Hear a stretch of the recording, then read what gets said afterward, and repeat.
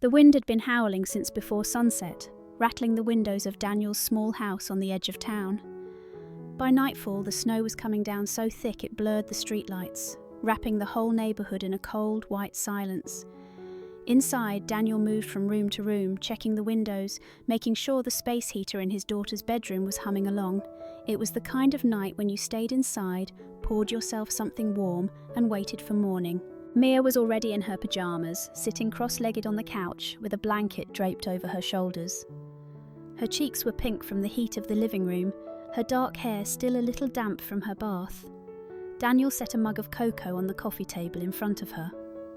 "Careful, it's hot," he said. She smiled and cupped it in both hands, taking in the steam. Outside, the storm pressed harder against the house, as if it wanted to come inside. Daniel could feel the old wood frame shudder every time the wind hit just right. He tried not to let it show, but storms like this always made him uneasy. Too many things could go wrong. Power outages, trees down, roads blocked. Out here, you learnt to be ready for anything. He was just about to grab a book and settle in next to Mia when it happened. A knock. Not a timid tap, but a solid, urgent knock that echoed through the hallway. Daniel froze for a second. Nobody came to the door in weather like this. Nobody. The knock came again, louder this time, cutting through the hum of the heater and the whistle of the wind. Mia looked up at him, eyes wide. "Who would be out there now?" she whispered. Daniel didn't answer right away. He set down his book, shrugged into his old flannel jacket, and made his way to the door. For a brief moment he thought about ignoring it. If someone was in trouble, though, well, he couldn't do that. He pulled back the curtain on the front window, but the glass was fogged, and all he could see was the swirl of snow in the porch light. Another knock, faster, more desperate. Daniel unlocked the door and opened it just enough to peek out. The wind rushed in like an icy hand, grabbing at his jacket, and there, standing on his porch, was a woman bundled in a soaked coat, snow clinging to her hair and lashes. Beside her, a small boy pressed close, his mittened hands clutching her sleeve. Their faces were pale, their eyes shining with cold and worry. She leaned toward him, her voice unsteady. "I'm sorry to bother you, but we need help." Daniel stepped aside without thinking, letting the woman and her boy into the small entryway. The blast of cold air followed them in, clinging to their coats. She pushed her hood back, and in the warm light of the living room, Daniel realized he knew her. Not well, not personally, but enough to recognize her face from company meetings and the framed photos in the lobby. Clara Bennett, the creative director at the marketing firm where he worked part-time on design projects. It was strange seeing her like this. At the office, she was polished and put together, the kind of woman who could walk into a room and have everyone paying attention. Tonight, her cheeks were flushed from the cold, her hair tangled by the wind, and her hands trembled as she unbuttoned her coat. "We were driving back from a friend's house," she said, her voice still shaky, "and the car slid into a snowbank about a mile down. The engine died and my phone was barely holding a charge. I tried calling a tow, but..." She gave a small, helpless shrug. "They said it could be hours. The motel in town is full." Daniel looked down at the boy clinging to her side. He couldn't have been more than 6, his wide brown eyes darting between Daniel and Mia, who had appeared at the end of the hallway, peeking around the corner. "You must be freezing," Daniel said, heading to the hall closet. He grabbed a thick quilt and handed it to Clara, then pulled a smaller fleece blanket from the shelf and offered it to the boy. "Here you go, buddy." The boy hesitated, glancing at his mom for permission before taking it. Clara smiled faintly at Daniel. "This is Ethan," she said. "Ethan, this is Mr. Hayes, and I think that's his daughter." "Mia," Daniel called gently, "come say hi."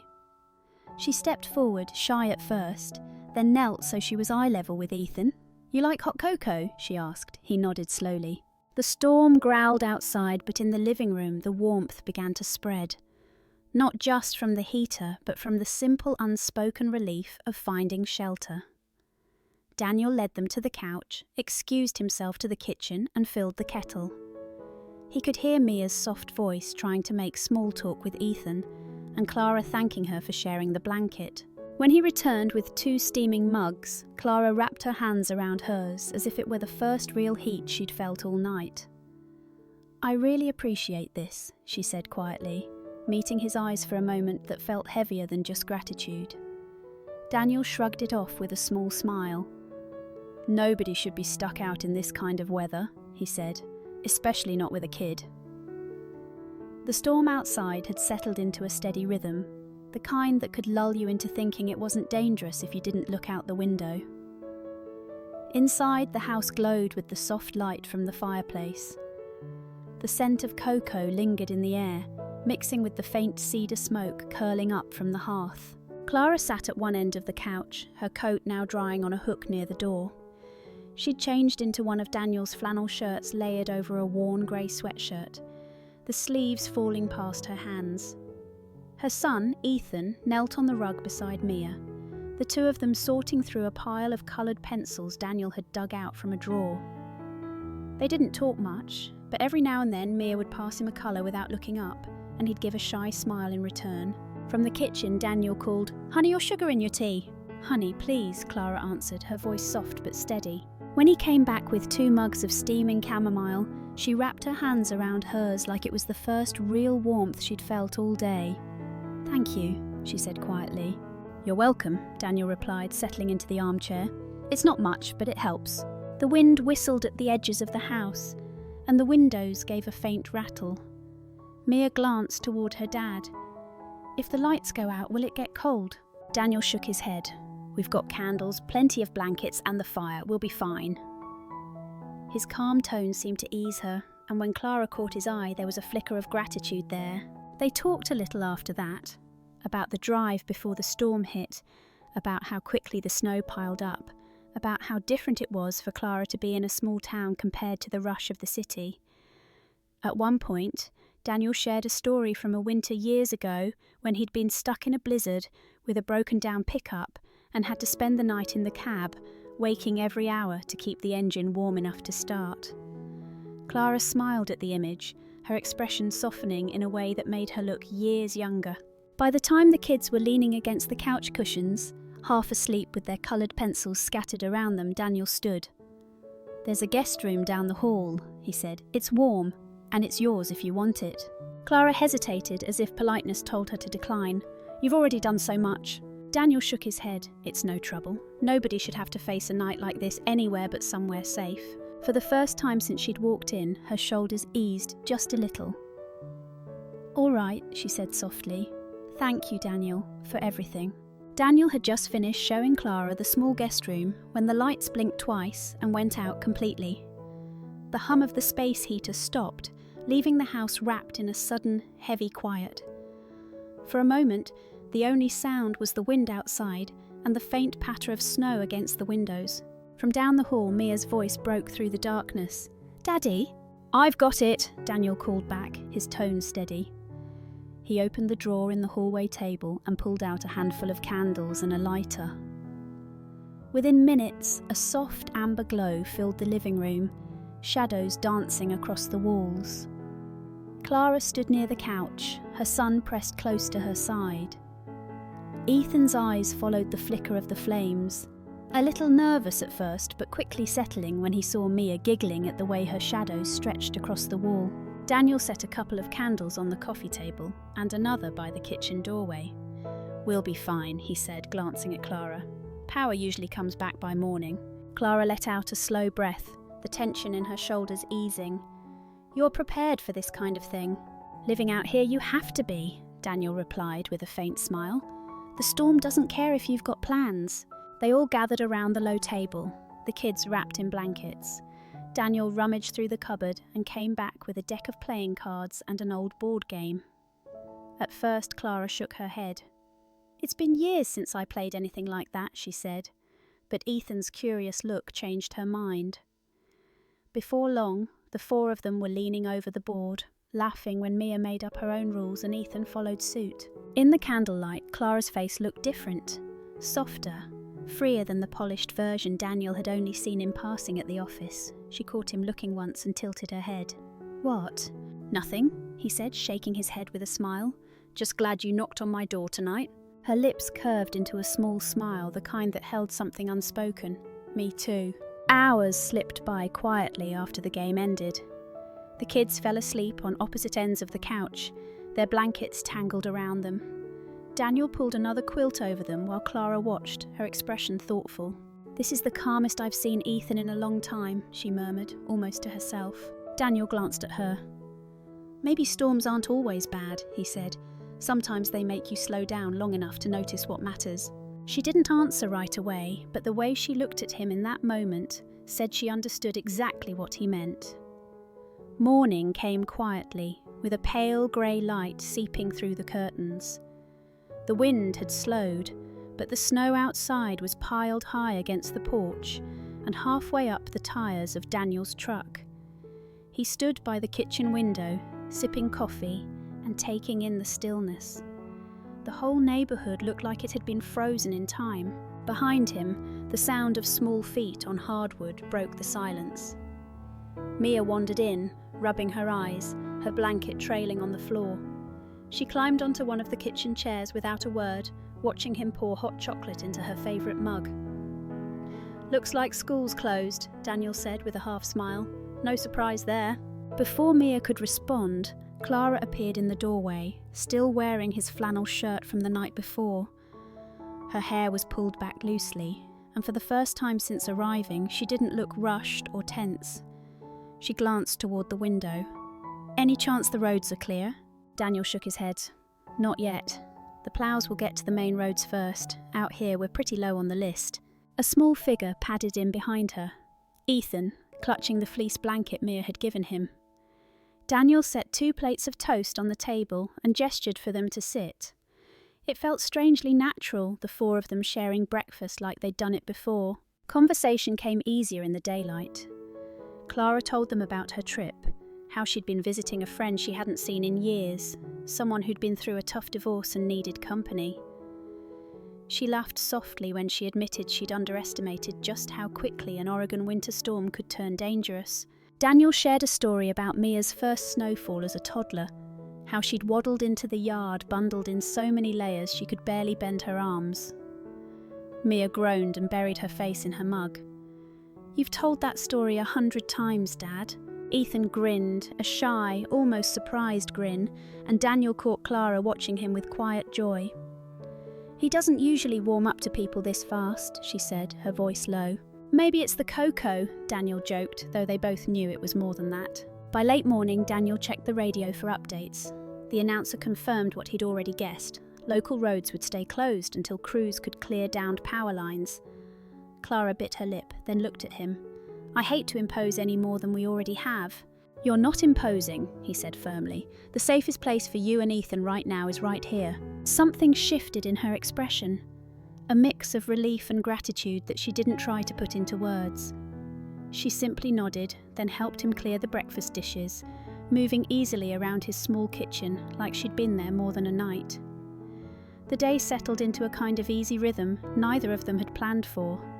Outside, the snow kept falling in lazy sheets, but inside, the house felt warmer than it had in a long time. The kids had dragged every spare blanket and pillow from the closets to the living room, building what Mia insisted was a castle, while Ethan called it a spaceship.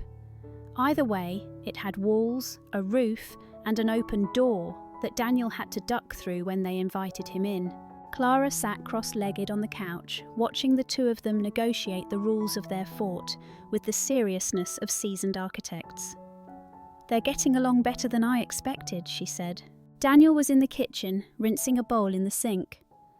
"That's what happens when you hand them enough blankets and let them call the shots." Clara laughed, the sound softer than the laughter he'd heard at office events, more real somehow.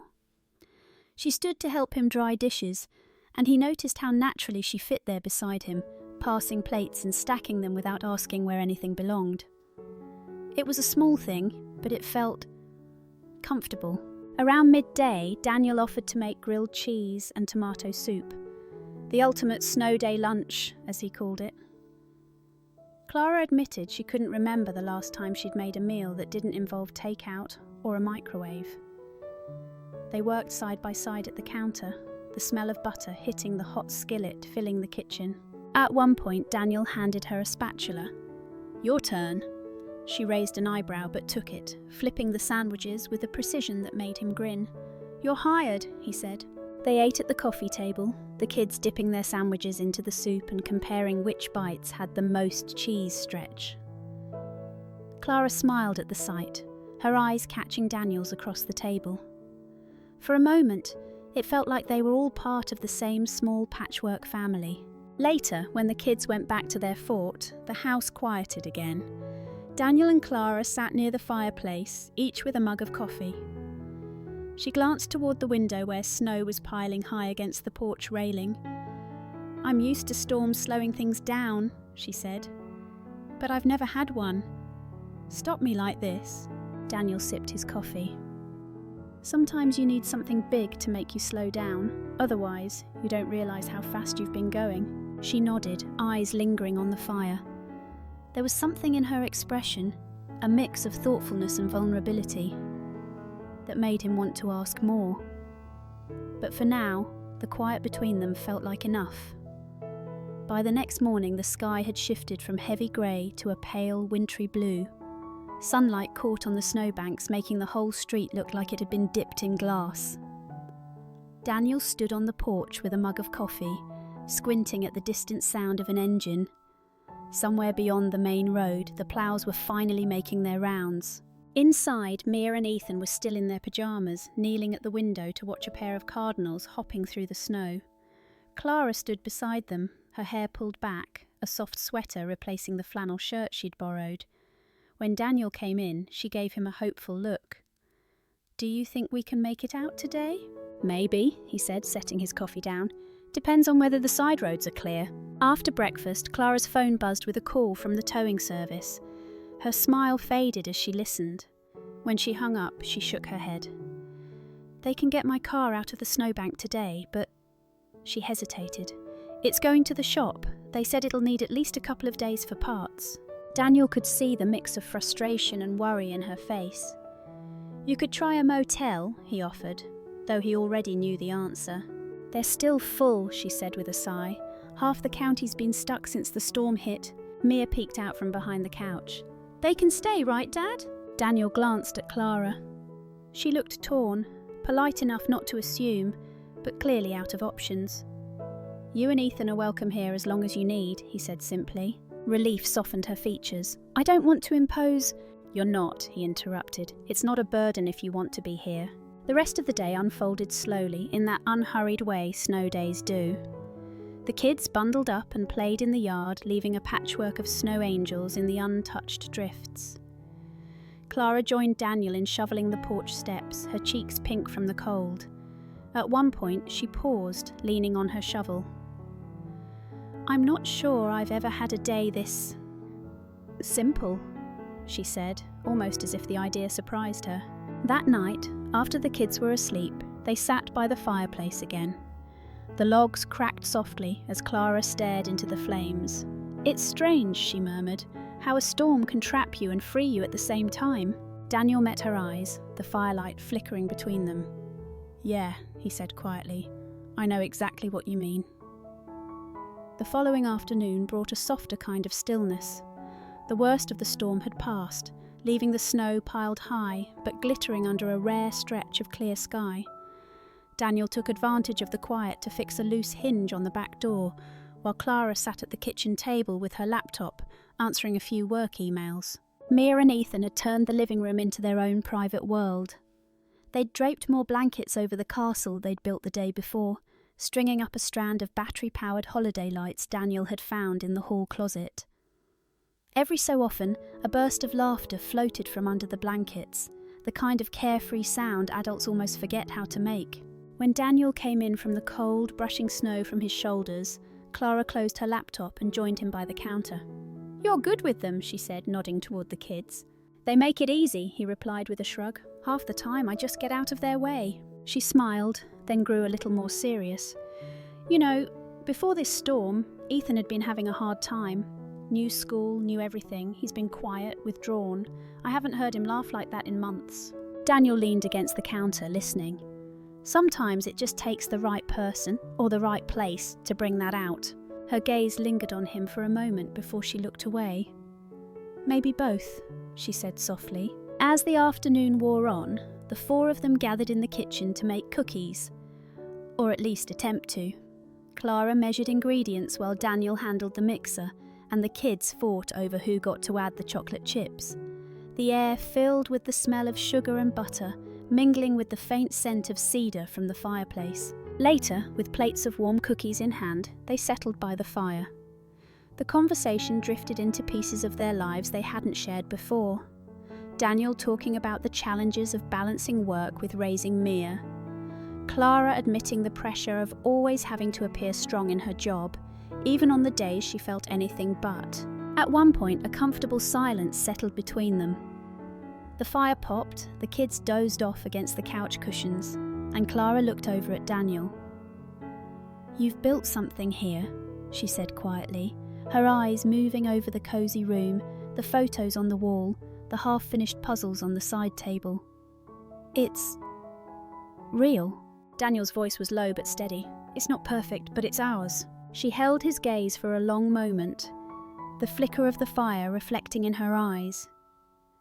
And for the first time since she'd stepped onto his porch, Daniel felt something shift, not just between them, but in the way they both seemed to see the room, the night, and maybe even each other.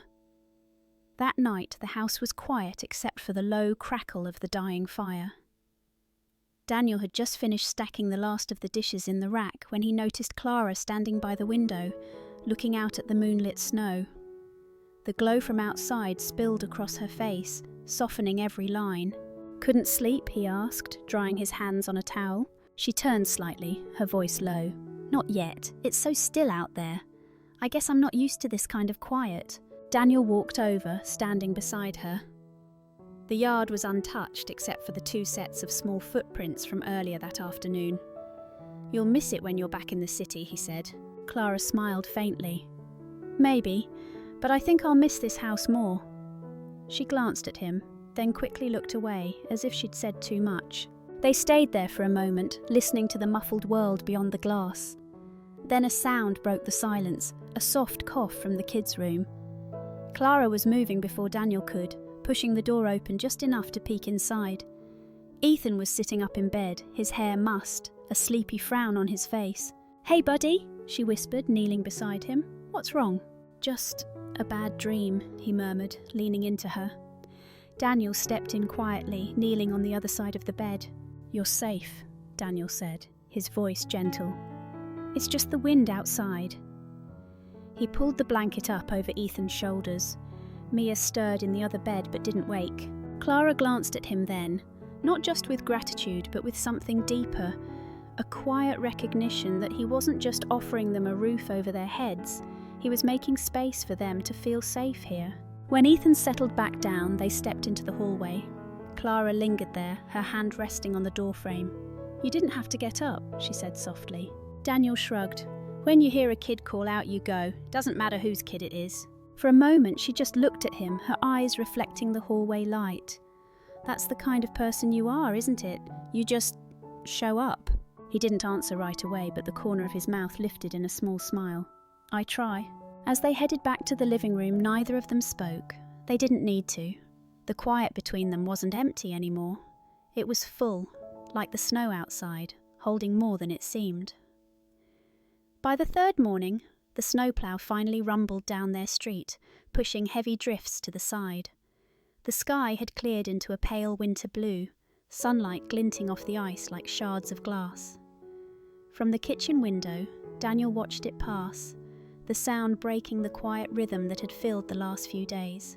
Clara stood at the counter, folding the flannel shirt she'd borrowed, her bag half packed. "The shop says my car's ready," she said, though her tone carried more reluctance than relief. Daniel nodded. "I'll drive you over." The kids dragged their feet through breakfast. Ethan lingered by the window. Mia kept asking if they had time for one last game in the blanket fort. When they finally loaded into Daniel's truck, the heater blowing warm air over their bundled coats, the ride into town felt quieter than it should have. At the repair shop, Daniel helped carry Ethan's bag inside while Clara spoke with the mechanic.